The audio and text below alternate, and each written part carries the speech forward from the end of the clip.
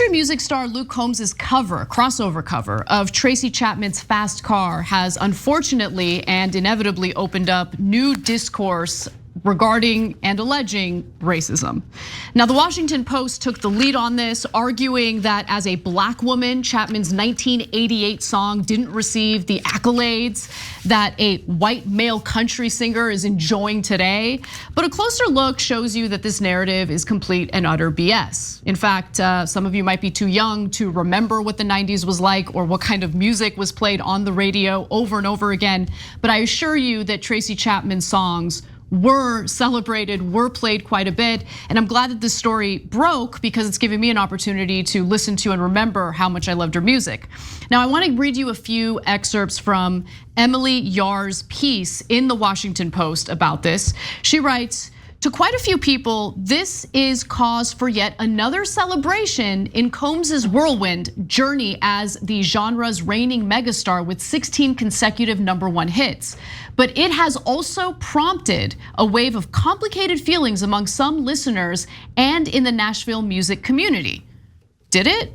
Okay, well, why? Well, she continues by explaining that although many are thrilled to see Fast Car back in the spotlight and a new generation discovering Chapman's work, it's clouded by the fact that as a black queer woman, Chapman, 59, would have almost zero chance of that achievement herself in country music. Now, Emily Yar is specific there by noting country music, but Tracy Chapman's music was not in the country genre, and given the genre it was in, it was not only celebrated, it was awarded quite a bit. So just to give you a few notes, Chapman released her debut album in 1988, and that was the album that Fast Car was in. And the album was certified 6-time platinum by the Recording Industry Association of America. The album also received 6 Grammy nominations, and she went on to win 3 that year. So the 3 categories that she won the Grammys in included Best New Artist, Best Contemporary Folk Album, Best Female Pop Vocal Performance for Fast Car specifically. So it was definitely celebrated. Everyone loved her music. But Tanner Davenport, who is the co-director of the Black Opry, says the immediate success of Combs's Fast Car kind of just proves that when you put a white face on black art, it seems to be consumed a lot easier. That's just complete revisionist history. I have even more information about how much her music was celebrated, rightfully so. And what is frustrating about this is how it's fabricating and manufacturing a needless race narrative. Yeah, so guys, did that happen in the past? Definitely, right? So Elvis took a lot of songs from the black community, and so there's a heated debate as to whether he gave proper credit, and most people think he did not, right? But some say he did. So that's for musical historians, etc. But is it a fact that black artists would come up with songs, beats, etc., and they would not take off because of racism and being blocked on the radio, etc. And then white artists would do the same thing and it would take off like a rocket, and then they would keep the money and the black artists wouldn't get any of it? Definitely, look into music history. That happened, and then that rains down on us through the generations, etc. So it's not like it's necessarily completely eradicated. Now, having said that, is today the same as back then? No, of course not. It's preposterous to say that.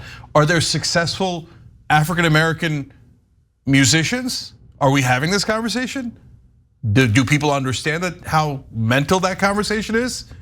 I think Beyonce's okay. I think Jay-Z's doing all right. Should I go on? Should the greatest entertainers, musicians, singers, right, we have now are almost universally black? Like, that's not true. There's Taylor Swift, there's others, right?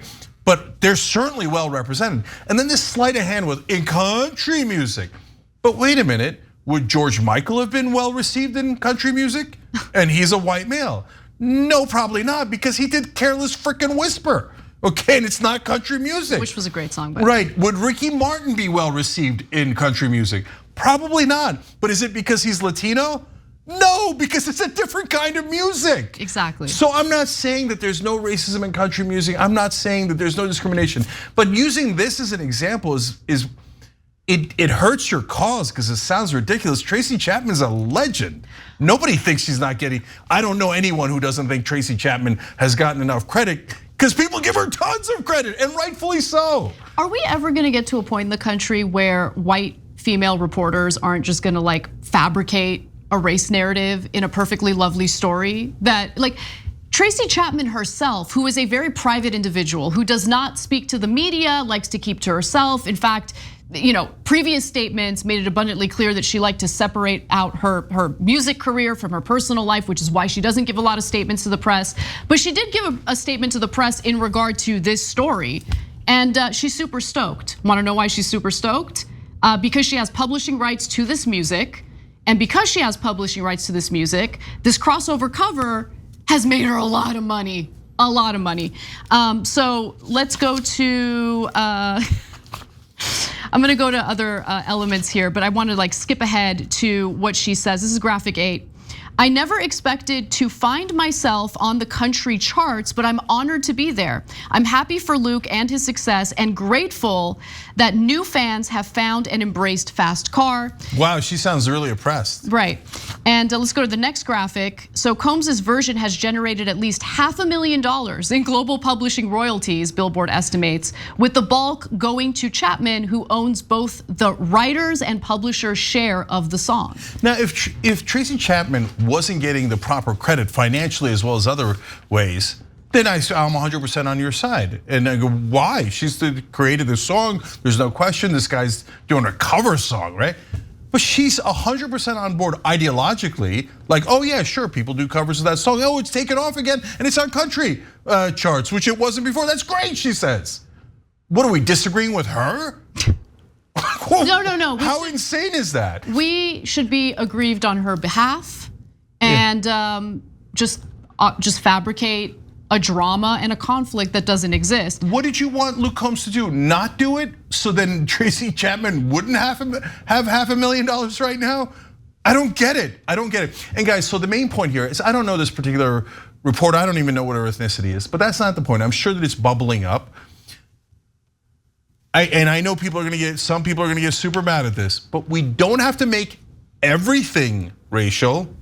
Not every single thing has to be, okay, that we're gonna find racism here, even though the black artist is saying she's thrilled and she loves that her music is going to country music fans. And it's not just about the money she's making. She likes that it's being introduced to more people. Exactly. And it's from a black artist. That's not a bad thing. That's a great thing. So I want to go to her tweet, the Washington Post reporter's tweet about this, because even Twitter felt the need to correct or at least provide some context to make it clear how popular Tracy Chapman and her music was. So she writes, as Luke Combs's hit cover of Tracy Chapman's Fast Car dominates the country charts, it's bringing up some complicated emotions in fans and singers who know that Chapman, as a queer black woman, would have an almost zero chance at that achievement herself. But except she did. She won 3 Grammys for that specific album. And one of those Grammys was in regard to that specific song. And by the way, Twitter felt the need to add context to it, writing that Fast Car by Tracy Chapman was nominated for 3 Grammys or Grammy Awards. I'm sorry, nominated for 6, not 3. She won 3, including Record of the Year and Song of the Year. She won for Best Female Pop Vocal Performance and Best New Artist. And she has 7 other nominations for Grammy Awards and 2 wins. And this whole thing of like, you can't so Luke Combs would have no chance of one of his original songs breaking through in the smooth jazz category. Is that racist against white people? No, it's just the wrong category. And in this case, it's actually Tracy Chapman's song that did break through in country music. Just happened to be sung by Luke Combs, which she was perfectly happy with. All right, you guys get it. But like, if there's some in the community who are like, nope, this is definitely racial. And even though no one is aggrieved, there's no victim, there's no nothing, and everybody's thrilled with how this has gone, we're gonna call it racial anyway. I have added Hoss, but you lose credibility every time you do something like this. Yeah, you lose credibility and you needlessly, I think, expand divisions in the country over nonsense, over totally fabricated conflicts that don't need to be fabricated at all. If the two parties here are happy with the situation, if Tracy Chapman is celebrating this, and she's really the individual here who, if anything, would be aggrieved if there was a problem in place, why are random people, including random reporters, needlessly injecting themselves into this situation, again, to fabricate a conflict that doesn't exist? Super last thing. Look, life is about perspectives, right? How you view certain things, almost like a filter on Instagram, right? So the filter that they could have gone with instead here is they could have been like, oh my God, the song of a queer black woman is #1 in the country charts. Isn't that amazing? What a great day in America. And that would be equally true, wouldn't it? In fact, it would be more true. And the fact that that song in particular, the lyrics of that song, I mean, hit close to home for Americans across the country. Yeah. Right? She got all Americans to relate to a queer black woman's plight. And now all of the country music fans are relating to it. That's a giant win. I'll take the win, thank you. Thank you, Tracy Chapman, and thank you, Luke Combs. Thanks for watching The Young Turks, really appreciate it. Another way to show support is through YouTube memberships. You'll get to interact with us more. There's live chat emojis, badges. You've got emojis of me, Anna, John, JR, so those are super fun. But you also get playback of our exclusive member-only shows and specials right after they air. So all of that, all you gotta do is click that join button right underneath the video. Thank you.